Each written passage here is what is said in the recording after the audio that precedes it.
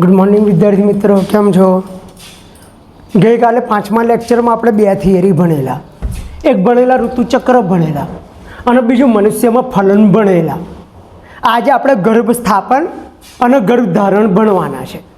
પણ એકવાર ઝડપથી આપણે ઋતુચક્ર છે એ ઝડપથી જોઈ લઈએ. ઋતુચક્ર કોને કહેવાય?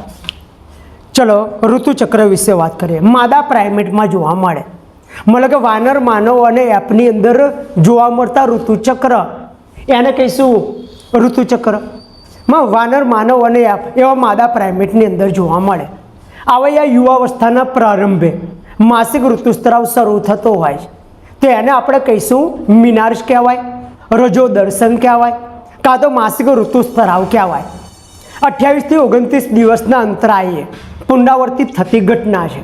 અને એક ઋતુચક્રથી માંડી બીજું ઋતુચક્ર એ દરમિયાન થતી ચક્રીય પ્રક્રિયા છે, સળંગ પ્રક્રિયા. સરળતા ખાતર એને 3 તબક્કામાં વહેંચી દઈશું. એની અંદર પહેલો તબક્કાને આપણે કહીશું ઋતુસ્રાવી તબક્કો. બીજો તબક્કો છે જેને આપણે કહીશું પુટિકીય તબક્કો, બરાબર. અને ત્રીજો જેને ફોલિક્યુલર તબક્કો કહેવાય. ત્રીજો તબક્કો છે જે મોટો છે, એને આપણે સ્ત્રાવી તબક્કો અને એને લ્યુટેલ તબક્કો કહેવાય. પહેલો અને છેલ્લો તબક્કો સહેલો છે. આની અંદર થોડુંક ધ્યાન રાખવું પડશે. ઋતુસ્રાવી તબક્કામાં વાત કરીએ, હવે આ 1 થી 5 દિવસ ચાલતો હોય છે. 1 થી 5 દિવસના તબક્કાને ઋતુસ્રાવી, 6 થી 14 દિવસનો તબક્કો એને પુટિકીય તબક્કો કે ફોલિક્યુલર, અને 15 થી 28 દિવસનો તબક્કો છે એને સ્ત્રાવી તબક્કો કે લ્યુટેલ તબક્કો.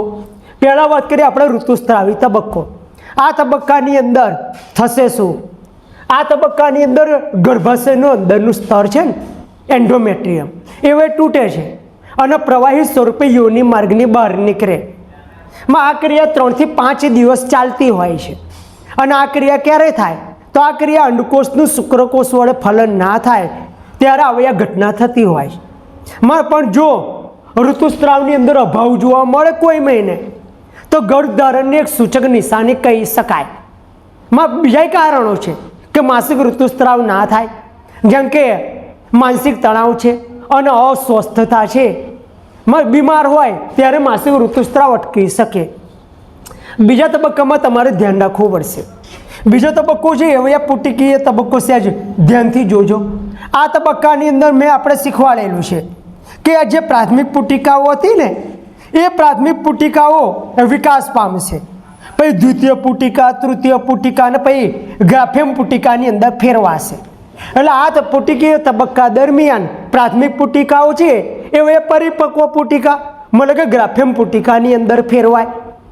બીજો ફેરફાર ગર્ભાશયમાં શું થાય કે ગર્ભાશયનું અંદરનું સ્તર છે એ પુનઃનિર્માણ પામવાનું ચાલુ થાય. એટલે બે જગ્યાએ ફેરફાર થયો, અનપિંડમાં થયો, ગર્ભાશયમાં થયો.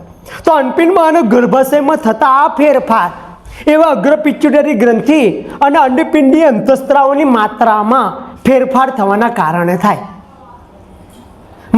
વાત કરીએ આપણે કે આ પુટિકીય તબક્કા દરમિયાન અગ્રપિચ્યુટરી ગ્રંથિ છે ને, એની અંદરથી એના 2 ગોનેડોટ્રોપિક અંતઃસ્ત્રાવ LH અને FSH એનું પ્રમાણ વધે, અને પુટિકીય તબક્કા દરમિયાન ઇન્સ્ટ્રોજનનું પ્રમાણ વધે. આ તબક્કામાં LH અને FSH છે એ ઉચ્ચ સ્તરે પહોંચે અને LH બહુ ઝડપથી સ્ત્રાવ પામે અને મહત્તમ સ્તરે પહોંચી જાય.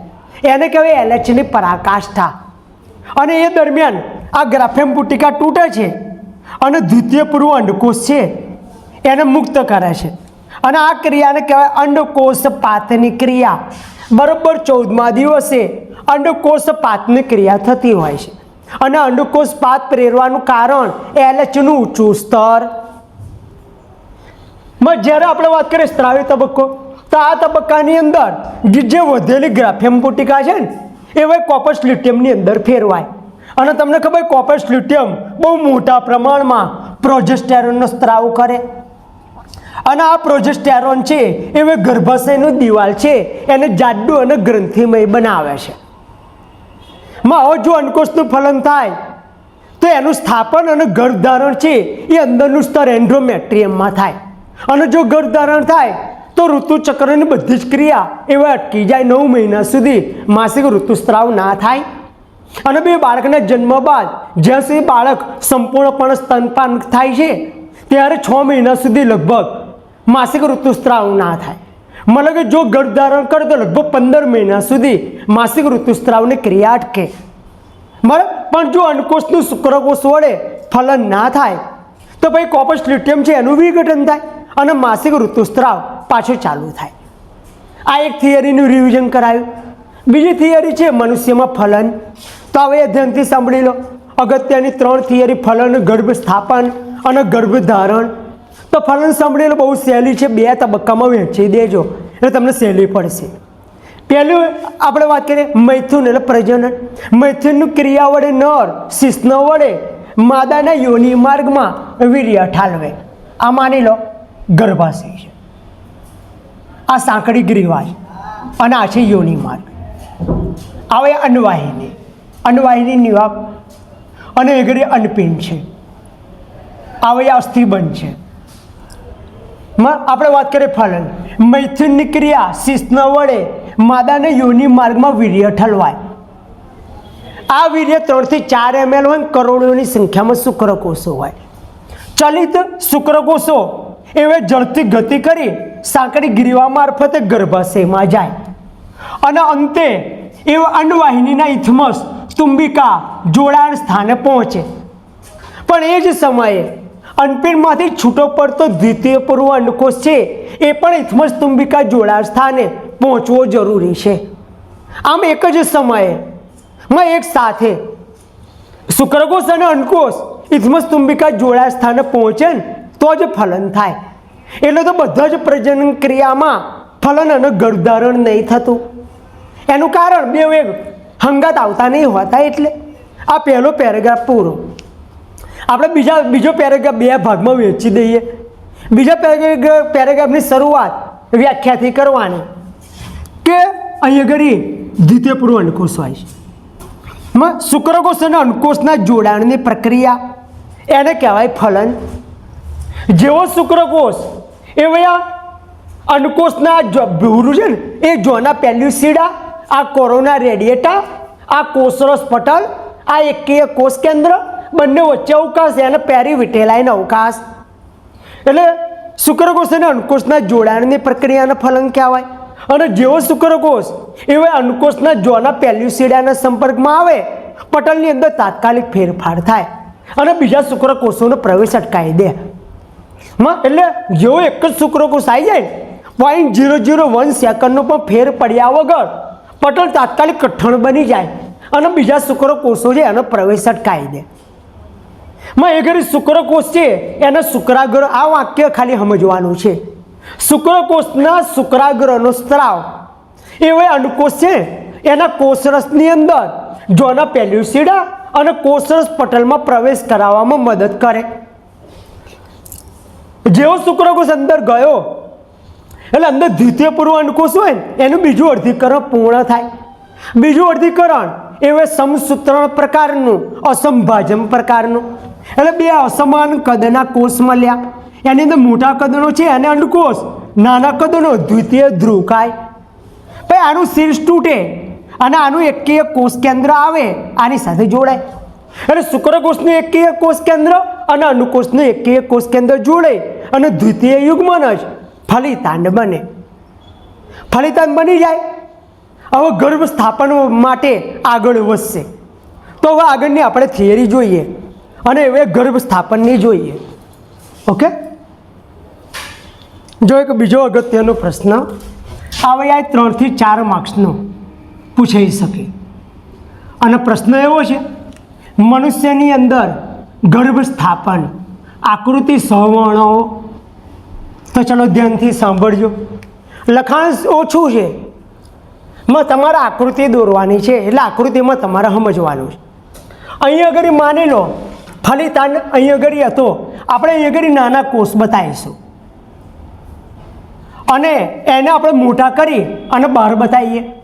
આ માની લો દ્વિતીય પૂર્વ અંડકોષ છે, એની પર જોના પેલ્યુસિડાનું આવરણ છે અને એની અંદર એન કોષ કેન્દ્ર હતો. એની આજુબાજુ ચારે બાજુ શુક્રકોષો વીંટળાયેલા હતા અને એક શુક્રકોષે માની લો એનું ફલન કરી દીધું તો હવે આપણને મળી ગયો ફલિતાંડ, અને ફલિતાંડ છે હવે 2n. એની પર જોના પહેલું શીડાનું આવરણ તો હોવાનું, જેલી જેવું આવરણ. બરાબર, આને આપણે કહીશું નામ નિર્દેશન કરવાનું દ્વિતીય પૂર્વ અંડકોષ હતો. હવે એનું થયું ફલન, એટલે હવે આપણને મળી ગયો ફલિતાંડ. ફલિતાંડ હવે ધ્યાનથી સાંભળજો કે હવે આપણે મનુષ્યમાં ગર્ભસ્થાપન મતલબ ફલિતાંડ મળી ગયો છે, એનાથી આગળ વધવાનું છે. તો હવે ફલિતાંડ છે એ અંડવાહિનીના ઇથમસ દ્વારા ગર્ભાશય તરફ ધીમે ધીમે આગળ વધે ત્યારે એની અંદર કોષ વિભાજન ચાલુ થઈ જાય. કોષ વિભાજન સમવિભાજન પ્રકારનું, પણ એ કોષ વિભાજનને આપણે કહીશું કોષ વિખંડન. કોષ વિખંડન એટલે શું? કોષ વિખંડન એટલે કોષોની આ માની લો ફલિતાંડ છે 2n, આનું પહેલી વાર સમવિભાજન થાય તો કદ એટલું ને એટલું રહે, કોષો બે અડધા થઈ જાય 2n વાળા. બીજી વાર સમવિભાજન થાય ત્યારે કોષો એટલા ને કોષોનું કદ કોષોના કદ અડધા અડધા થાય. આખા ફલિતાંડનું કદ હરખું જ રહેશે, કોષોના કદ છે ને નહીં વધે, કોષોની સંખ્યા વધશે. 4 કોષો મળ્યા, પા ભાગના થઈ ગયા 2n વાળા. પછી ત્રીજી વાર વિભાજન થાય એટલે મળશે 8 કોષો મળશે, પણ કદ તમે જુઓ ફલિતાંડ જેટલું જ કદ રહ્યું. આને કહેવાય કોષ વિખંડન. મેં તમને શું કીધું પહેલો મુદ્દો કે ફલિતાંડ એવા અંડવાહિનીના ઇથમસ દ્વારા ગર્ભાશય તરફ આગળ વધે ત્યારે એની અંદર કોષ વિભાજન શરૂ થાય. આ કોષ વિભાજનને કહેવાય કોષ વિખંડન. શરૂઆતમાં 2 કોષનો, પછી 4 કોષના, પછી 8 કોષના અને 16 બાળકોષો મળે. મતલબ કે 16 કોષનો ગર્ભ મળ્યો એમ કહેવાય. તો અહીંયા આગળ દોરું 2 કોષનો, 4 કોષનો, 8 કોષનો, 16 કોષનો બતાવો. બરાબર, એની પર પેલું જોના પહેલું શીડાનું આવરણ.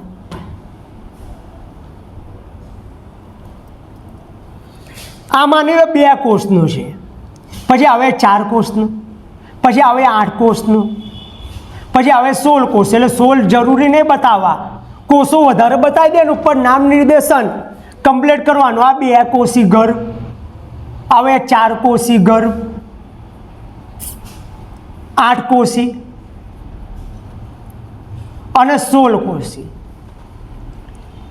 એમાં જે 8 થી 16 કોષનો ગર્ભ હોય ને એને આપણે કહીશું મોરુલા. આમ તો 16 કોષના ગર્ભને કહેવાય, પણ બુક પ્રમાણે 8 થી 16 કોષનો ગર્ભ એને કહેવાય મોરુલા. મોરુલા હવે ગર્ભાશયમાં આવે છે, પણ એની અંદર કોષ વિભાજન તો ચાલુ રહે અને છેવટે એ ફેરવાઈ જશે ગર્ભકોષ્ઠ કોથળીમાં. તો ગર્ભકોષ્ઠ કોથળી કેવી હું બહાર મોટી કરીને બતાવું. આ રીતે બહાર કોષોનું એક સ્તર થઈ જાય, આને કહીશું પોષક સ્તર. અને અંદર કોષોનો સમૂહ હોય, આને હું કહીશ આંતરિક કોષ સમૂહ. અને એની ઉપર પેલું જેલી જેવું આવરણ હતું. તો આપણે વાત કરીએ આ પહેલું સ્તર અને અંદરનું. જે બહાર એક સ્તર છે એને હું કહીશ પોષક સ્તર, અને અંદર જે કોષો છે એને અંત અથવા આંતરિક અંતઃકોષ સમૂહ. અને આ જે રચના મળી એને હું કહીશ ગર્ભકોષ્ઠ કોથળી. ધ્યાનથી સાંભળ્યું, હા, ગર્ભકોષ્ઠ કોથળી. હવે ફરીથી ધ્યાનથી સાંભળ્યું, બસ લગભગ પતી ગયું. ફલિતાંડ છે હવે અંડવાહિનીના ઇથમસ, આ ઇથમસ છે. ફલિતાંડ એ અંડવાહિનીના ઇથમસ દ્વારા ગર્ભાશય તરફ આગળ વધે એની અંદર કોષ વિભાજન શરૂ થાય. આ કોષ વિભાજનને કહેવાય કોષ વિખંડન. શરૂઆતમાં 2 કોષી, 4, 8, 16 બાળકોષોનું નિર્માણ થાય. 8 થી 16 કોષનો ગર્ભ એને કહેવાય મોરુલા. અને આને કહીશું ગર્ભકોષ્ઠી કોષો, કાં તો કહેવાય ગર્ભકોષ્ઠી ખંડ. મોરુલાની અંદર એ ગર્ભાશયમાં આગળ જાય ને તો મોરુલામાં કોષ વિભાજન ચાલુ રહે અને છેવટે એ વયા ગર્ભકોષ્ઠ કોથળીમાં ફેરવાય. ગર્ભકોષ્ઠ કોથળી છે એની બહારની બાજુ એક સ્તરનું પોષક સ્તર અને અંદરની બાજુએ કોષોનો સમૂહ હોય એનો અંતઃકોષ સમૂહ. આ પોષક સ્તર એવા ગર્ભાશય છે એના એન્ડોમેટ્રિયમ સાથે જોડાય. પોષક સ્તર છે ને એવા એન્ડોમેટ્રિયમ સાથે જોડાય અને અંતઃકોષ સમૂહ છે એવે ગર્ભમાં વિભેદન પામશે.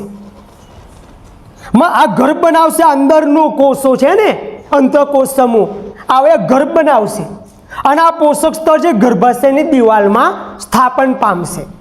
પછી ગર્ભાશયના કોષો એવે ઝડપથી વિભાજન પામે, મતલબ રૂજ આવે, ઝડપથી વિભાજન પામી અને ગર્ભને સંપૂર્ણપણે ઘેરી લે. આને કહેવાય ગર્ભ સ્થાપન. તો આવું કેમનું થયું? એકદમ ઝીણો દડો છે એ તો યોની માર્ગમાંથી બહાર નીકળી શકે ને, પણ જ્યારે આ મોરુલા છે એ ગર્ભાશયમાં આવે છે, તમને સમજાવું છું, હો ધ્યાન રાખજો.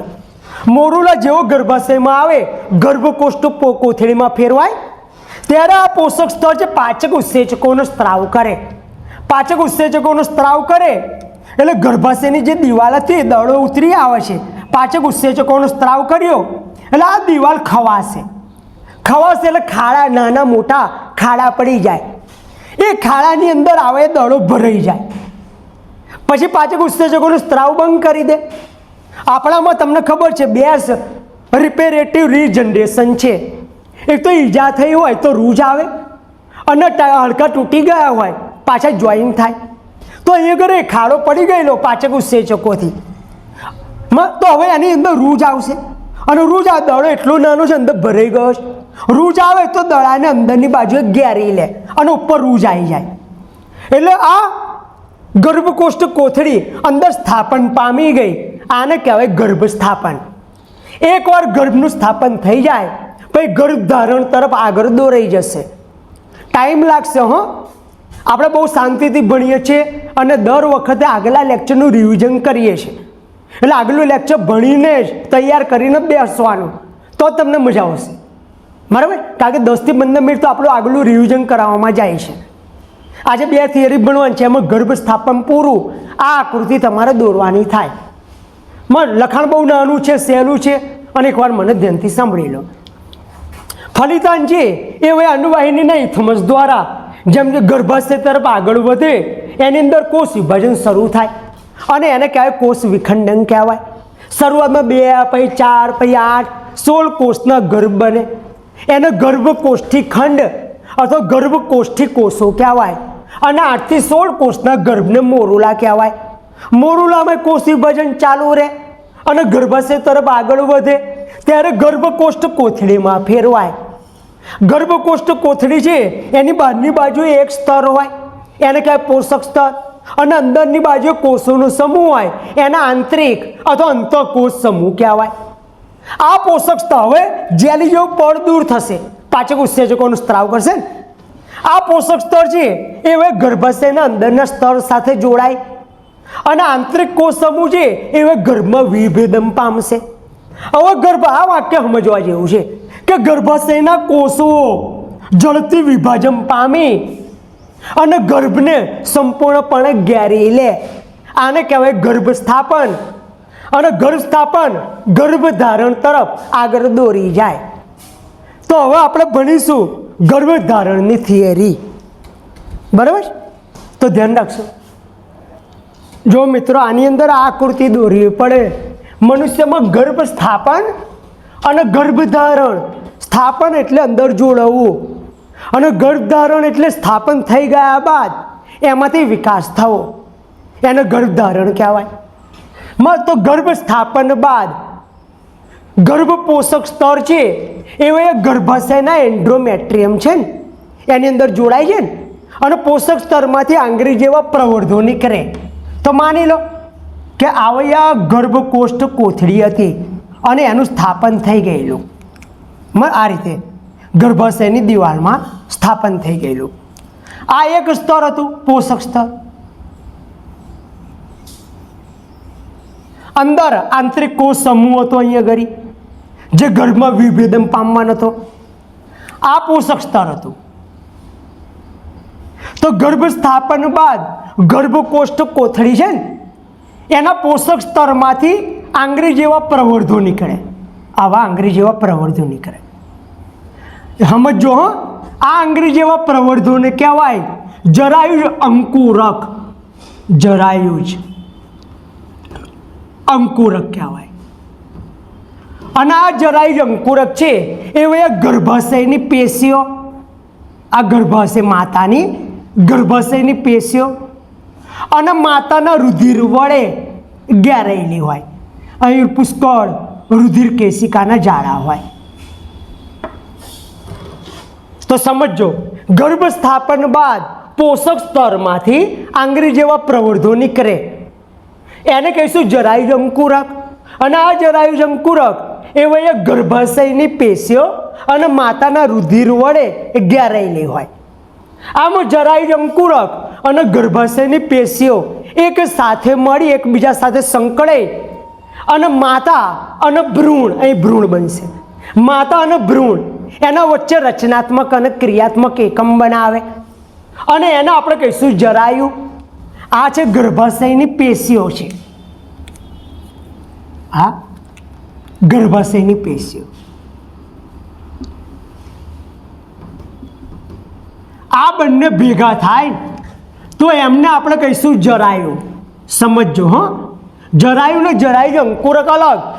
જરાયુજ અંકુરક છે એ આંગળી જેવા પ્રવર્ધો, પણ એને માતાની ગર્ભાશયની પેશીઓ ઘેરાયેલી હોય એટલે બેઉ ભેગા થાય ને એને આપણે જરાયુ કહીશું. અને એ માતા અને એ ભ્રૂણ બનશે, એના વચ્ચે રચનાત્મક અને ક્રિયાત્મક એકમ બનાવે એને આપણે જરાયુ કહીશું. આ જરાયુ છે એ ગર્ભનાળ સાથે ભ્રૂણ સાથે જોડાયેલી હોય. આ રીતે ભ્રૂણ, અહીં આગળ જરદીની કોથળી હોય છે. જરદીની કોથળી શું બતાવે છે? પૂંછડી એ છે. આ તો ઉદ વિકાસ થયો છે એવું બતાવે છે કે ઈંડાએ મૂકનારા પ્રાણીઓમાંથી વિકાસ પામ્યા છે. જરદીની કોથળી શેમાં હોય? જેમાં માતા વડે પોષણ ના મળતું હોય, ઈંડાની અંદર હોય એમાં જરદી હોય. જરદી છે ટેમ્પરરી માં ભાઈ આગળ જતા જેમ જેમ ગર્ભનો વિકાસ થશે ને એમ એમ જરદીની કોથળી ગાયબ થઈ જશે. આ ભ્રૂણ છે એને પોષણ તો ગર્ભનાળ વડે મળવાનું. એટલે આ જરાયુ છે એ આ ગર્ભનાળ એના દ્વારા ભ્રૂણ સાથે જોડાયેલો હોય. અને જરાયુ છે એ ભ્રૂણમાં અંદર અને બહાર પદાર્થોના વહનમાં મદદ કરતું હોય છે. મતલબ કે ભ્રૂણને માતાના શરીરમાંથી ઓક્સિજન અને પોષક દ્રવ્ય પૂરા પાડે અને ભ્રૂણમાં ઉત્પન્ન થતા કાર્બન ડાયોક્સાઇડ અને ઉત્સર્ગ પદાર્થોનો નિકાલ કરે છે. આ એક પેરેગ્રાફ પૂરો. આ જો થિયરી તૈયાર કરી હોય ને 2 પાર્ટમાં વહેંચી દેજો તો તમને થિયરી સહેલી થઈ જશે. ફરી એકવાર બોલી જાઉં, બહુ ધ્યાનથી સાંભળજો, આકૃતિની પ્રેક્ટિસ કરવી પડે. આ ગર્ભનાળ છે, આ ગર્ભનાળ અને એની જોડે છે જરદી અને આવ્યા છે વિકાસ પામતો ભ્રૂણ. આજુબાજુ લિક્વિડ હોય, ભ્રૂણ તરતું હોય એને ઉલવો જળ કહેવાય, ઉલવો પ્રવાહી કહેવાય. બરાબર?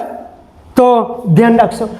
ચલો એકવાર બોલી જઈએ કે ગર્ભ સ્થાપન થઈ ગયું ત્યાર પછી પોષક સ્તરમાંથી આંગળી જેવા પ્રવર્ધો સર્જાય એને જરાયુજ અંકુરક કહેવાય. આ જરાયુજ અંકુરક એ માતાની ગર્ભાશયની પેશીઓ અને માતાના રુધિર વડે ઘેરાયેલી હોય. આમ જરાયુજ અંકુરક અને ગર્ભાશયની પેશીઓ એકબીજા સાથે સંકળાઈ માતા અને ભ્રૂણ એમના વચ્ચે રચનાત્મક અને ક્રિયાત્મક એકમ બનાવ્યો તો એમને આપણે કહીશું જરાયુ. અને આ જરાયુ ગર્ભનાળ સાથે ભ્રૂણ ગર્ભનાળ વડે ભ્રૂણ સાથે જોડાયેલો હોય અને હવે ભ્રૂણની અંદર અને બહાર પદાર્થોના વહનમાં મદદ કરાવે. જેમ કે ભ્રૂણને માતાના શરીરમાં લોહીમાંથી ઓક્સિજન અને પોષક દ્રવ્ય પૂરા પાડે અને ભ્રૂણની અંદર ઉત્પન્ન થતા કાર્બન ડાયોક્સાઇડ અને ઉત્સર્ગ પદાર્થોનો નિકાલ કરે. આ વસ્તુ સમજવા જેવી છે. ગર્ભવતી માતા હોય ને એનો વધારે ખોરાક અને વધારે ઓક્સિજન જોઈએ. બાળક અંદર લિક્વિડમાં તરતું છે, એ અંદર શ્વાસ ના લે કે અંદર ખોરાક એ ના લે. માતા ખોરાક લે છે, માતાના પાચન માર્ગમાં પાચન થાય છે, પાચિક ઘટકો શોષાય છે. માં ગ્લુકોઝ છે, amino acid, fatty acid, glycerol, vitamin, ખનિજ ક્ષાર આ બધા માતાના લોહીમાં જાય અને માતાના કોષોને પોષણ તો આલે, માતાના શરીરને પોષણ આલે અને જોડે જોડે બાળકના રુધિરમાં જઈ અને બાળકને ડાયરેક્ટ લોહીમાં પોષક ઘટકો જાય એટલે બાળકના પાચન માર્ગમાં ખોરાક તો જતો જ નહીં, ડાયરેક્ટ જ પોષક ઘટકો લોહીમાં આવ્યા અને દરેક કોષોને પોષણ મળવાનું. પણ હવે ઓક્સિજન જોઈશે એટલે ગર્ભવતી માતાને વધારે શ્વાસ લેવાની જરૂર પડે એટલે માતા શ્વાસ લે, ફેફસામાં ઓક્સિજન ઓગળી જાય, લોહીમાં જાય, માતાના કોષોને તો ઓક્સિજન આલે અને ગર્ભનાળ વડે બાળકના કોષોને પણ ઓક્સિજન આલે. બીજું કે એ ઓક્સિજન ગ્લુકોઝને તોડ્યો, શક્તિ ઉત્પન્ન કરી બાળકના કોષોમાં ક્રિયા ચાલુ રહે, આમાં કાર્બન ડાયોક્સાઇડ સર્જાય તો બાળક શ્વાસ તો લેતો નહીં એટલે બાળકના લોહીમાં જે કાર્બન ડાયોક્સાઇડ હતો એ કાર્બન ડાયોક્સાઇડ માતાના લોહીમાં આવી જાય, માતાના લોહીમાંથી ફેફસામાં છૂટો પડે અને માતાના ફેફસા વડે કાર્બન ડાયોક્સાઇડ વાતાવરણમાં નિકાલ પામે. પોતાનો કાર્બન ડાયોક્સાઇડ અને બાળકનો કાર્બન ડાયોક્સાઇડ માતા એના ફેફસા વડે નિકાલ કરે. બીજું બાળકની અંદર નાઇટ્રોજનવાળા વિષારી દ્રવ્યો હોય ને, યુરિયા, એમોનિયા, તો એવા લોહી મારફત માતાના લોહીમાં જાય અને માતાના કિડની મૂત્રપિંડ વડે ગળાય અને માતાના મૂત્ર વડે બાળકના નાઇટ્રોજનવાળા વિષારી દ્રવ્યો નિકાલ પામે. એટલે બાળકને કોઈ જરૂર છે નહીં શ્વાસ લેવાની કે ખોરાક લેવાની, ડાયરેક્ટ ગર્ભનાળ વડે માતાના શરીરમાંથી પોષણ મળે અને 9 મહિના પૂરું પોષણ મળે એ અત્યંત જરૂરી છે.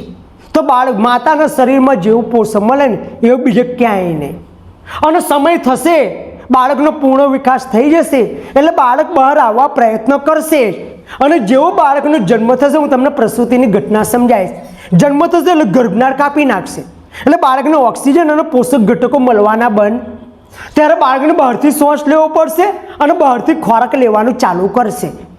જ્યાં સુધી ગર્ભનાળમાંથી મળતું હતું ત્યાં સુધી પ્રશ્ન નહોતો, પણ ગર્ભનાળ કાપી નાખી હવે એને ઓક્સિજન અને પોષક ઘટકો નહીં મળે એટલે એને બહારથી લેવાનું કરવું પડશે. બરાબર, તો પહેલો પેરેગ્રાફ ફરી એકવાર સાંભળી લો. બીજો પેરેગ્રાફ સહેલો છે, એકવાર ફરીથી બોલી જઈએ કે ગર્ભ સ્થાપન બાદ પોષક સ્તરમાંથી આંગળી જેવા પ્રવર્ધો સર્જાય. નામ યાદ રાખજો, એને જરાયુજ અંકુરક કહેવાય. આ જરાયુજ અંકુરક ગર્ભાશયની પેશીઓ અને માતાના રુધિર વડે ઘેરાયેલી હોય. આમ જરાયુજ અંકુરક અને ગર્ભાશયની પેશીઓ બે એકબીજા સાથે સંકળાઈ માતા અને ભ્રૂણ એના વચ્ચે રચનાત્મક અને ક્રિયાત્મક એકમ બનાવે અને એને આપણે કહીશું જરાયુ. અને આ જરાયુ ગર્ભનાળ સાથે, ગર્ભનાળ વડે ભ્રૂણ સાથે જોડાયેલું હોય અને ભ્રૂણની અંદર અને બહાર પદાર્થોના વહનમાં ભાગ લે. ભ્રૂણને ઓક્સિજન અને પોષક ઘટકો પૂરા પાડે અને ભ્રૂણમાં સર્જાતા કાર્બન ડાયોક્સાઇડ અને ઉત્સર્ગ પદાર્થોનો નિકાલ કરે છે. ક્લિયર છો? હવે આપણે વાત કરીએ બીજો પેરેગ્રાફમાં. પણ એના પહેલાં હું તમને જણાવું ભ્રૂણ કોને કહેવાય, ગર્ભ કોને કહેવાય. જો મિત્રો એક નોંધ કરી રાખજો, શરૂઆતના 2 મહિના એની અંદર શું થાય, કોષ વિભાજન પામી અને માનવ જેવું એક સ્ટ્રક્ચર તૈયાર થાય. પહેલાં પુષ્કળ કોષો બંધ કરે, પછી કોષો કાર્ય કરવા માટે વિભેદન પામી પેશી, અંગો અને અંગતંત્રો બનાવવાના ચાલુ કરે. પહેલા 2 મહિના માનવ જેવું એક સ્ટ્રક્ચર તૈયાર થાય એને કહેવાય ભ્રૂણ વિકાસ. મતલબ કે 8 અઠવાડિયા સુધી, પહેલાં 8 અઠવાડિયા છે ને એને કહીશું આપણે ભ્રૂણ વિકાસ. પછી એ માનવ જેવું સ્ટ્રક્ચર થઈ ગયું ને એ કદમાં મોટું બનવાનું ચાલુ થાય. મતલબ કે પાછળના 7 મહિના, 3જા મહિનાથી 9મો મહિનો, પાછળના 7 મહિના છે એને આપણે કહીશું ગર્ભ વિકાસ. મતલબ કે 9મા અઠવાડિયાથી ગર્ભ વિકાસ ચાલુ થાય. પહેલો ભ્રૂણ વિકાસ આવે 2 મહિના અને પાછળના 7 મહિના એનો ગર્ભ વિકાસ આવે. આ તમારા જાણ માટે કીધું, આને એક જગ્યાએ નોંધ કરી રાખજો.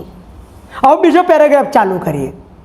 બીજી વાત કરીએ કે આ જરાયુ છે ને એક અંતઃસ્ત્રાવી ગ્રંથિ તરીકે વર્તે. મને 2 કામ કર્યા, એક તો ભ્રૂણને પોષણ તો આલ્યું, નકામાં કચરો નિકાલ કર્યો, પણ જરાયુ એક અંતઃસ્ત્રાવી ગ્રંથિ તરીકે પણ વર્તે છે.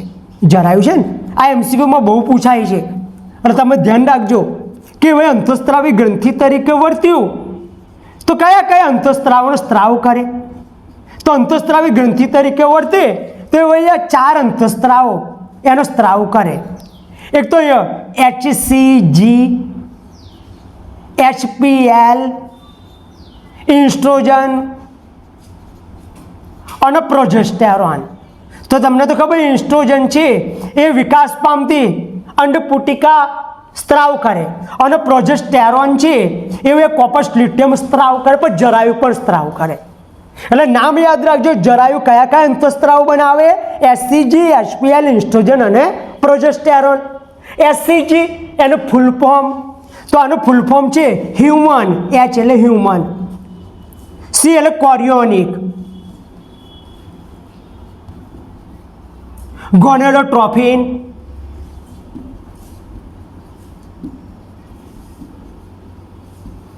અને એચબીએલ હ્યુમન પ્લેસેન્ટલ.